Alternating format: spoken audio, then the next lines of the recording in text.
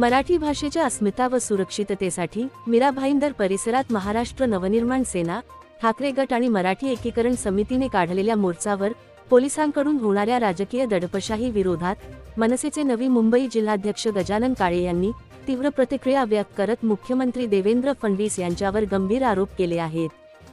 संयुक्त महाराष्ट्राच्या लढ्याच्या वेळी मराठी माणसांवरती गोळीबार करणारा सखा पाटील, त्या सखा पाटलाचं आधुनिक भूमिका जर कोणी निभावत असेल तर ते आता महाराष्ट्राचे मुख्यमंत्री देवेंद्र फडणवीस आहेत। ज्या ठिकाणी अमराठी व्यापारी मोर्चा काढू शकतात त्याच ठिकाणी परवानगी घेऊन मोर्चा काढायला मात्र मराठी माणसाला या महाराष्ट्रात बंदी आहे। अटक सत्र सुरू आहे, लोकांवरती लाठ्याकाठ्या चालू आहेत। इतकी दडपशाही आणि दमनशाही जर महाराष्ट्र सरकार करत असेल तर मराठी जनता आणि महाराष्ट्र गप्प बसणार नाही।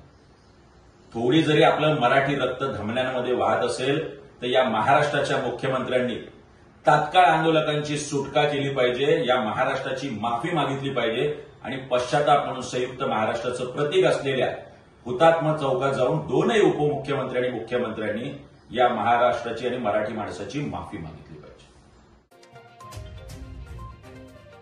व्हिडिओ जर्नलिस्ट अथर्व सोबत सुदीप घोलप यांचा रिपोर्ट। पालिका प्रशासन, नवी मुंबई।